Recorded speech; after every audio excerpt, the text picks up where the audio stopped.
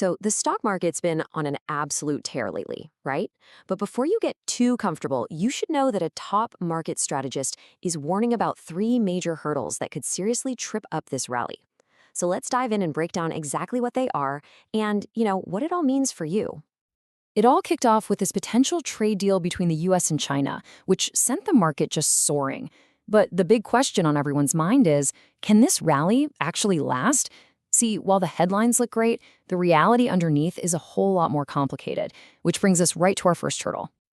Okay, so let's talk about hurdle number one, the China deal itself. News of an agreement is definitely a positive step, no doubt about it. But the market is basically running on pure optimism right now, with almost no concrete details to back it all up. It's kind of like a sugar rush. Now, here's what we think we know so far. The deal seems to dodge another round of really damaging tariffs. It also looks like China will keep the critical rare earths flowing, and the US will ease up on some tech restrictions. These are all, positive signs for sure, but they all point to one much, much bigger question. And that question is, what are the actual details?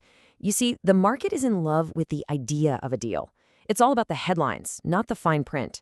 And this lack of specific, finalized information creates a ton of uncertainty. When do we see the full text? What are the rules? All these unanswered questions, that's the first major hurdle we've got to clear.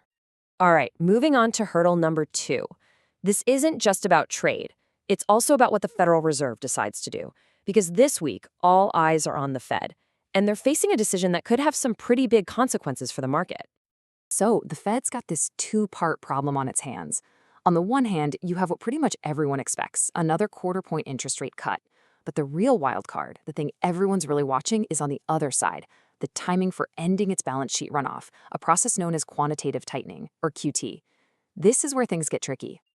So what exactly is QT? Well, the easiest way to think about it is like the opposite of the Fed printing money. It's shrinking its balance sheet, which in effect pulls cash out of the financial system.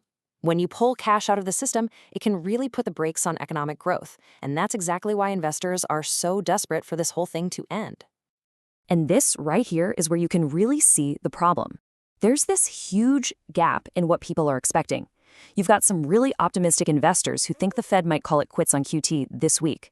But the house view, the more mainstream thought, is that they'll wait until January to announce it and then officially end it in February. And that gap between hope and reality, that's where you get the potential for some serious market disappointment if the Fed drags its feet. Okay, so that brings us to our third and final hurdle. We've talked policy, we've talked trade, but none of that really matters if companies themselves aren't making money. This is where the rubber meets the road, corporate earnings. And believe me, they are about to face a massive test. To really get this, we need to talk about a metric called earnings revision breadth. It sounds complicated, but it's basically just a scoreboard for how Wall Street is feeling. It's simple. Are analysts, on the whole, raising their profit forecasts for companies? That's good. Or are they lowering them? Well, that's a warning sign. And here's the thing. Lately, that sentiment has rolled over. We're seeing more forecasts get lowered than raised. Now, some of this is just seasonal, it happens. But for this market rally to have any legs, this trend has got to turn around, and fast. The health of corporate America is really on the line here. And that moment of truth, it's not next month, it's not next quarter, it is happening right now. The data that could flip that switch is coming out this very week. And it really all comes down to one specific group of companies. And who are these companies? They're the so-called hyperscalers, the absolute giants of the tech world. Their earnings reports this week could single-handedly turn that negative trend around. The key thing to look for is what they say about their spending on stuff like artificial intelligence. The market has been rewarding heavy AI investment, seeing it as a sign of future growth. So the billion-dollar question is, will that trend continue? So, okay, we've got all this uncertainty swirling around. Trade, the Fed, corporate earnings. So how on earth are you supposed to navigate this market? Well, let's get to the strategist's final take. So let's just quickly recap the three hurdles we're facing. First, you've got the trade deal. Lots of hope, not a lot of detail. Second, the Fed's timing on ending quantitative tightening is a huge question mark. And third, the massive earnings test, which pretty much all depends on what the hyperscalers report this week. So, what's the bottom line here?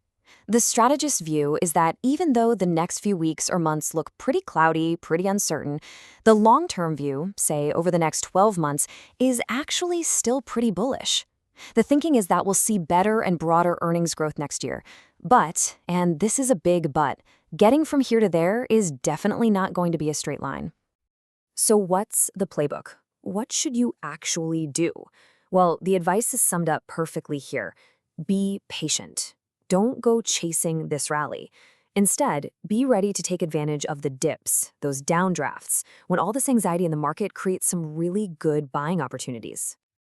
So there you have it. The market is basically in a race, and it's got 3 pretty challenging hurdles to clear. Navigating the path forward is going to mean keeping a close eye on trade news, Fed policy, and of course, how these big companies perform. And the real question is, are you prepared for the race?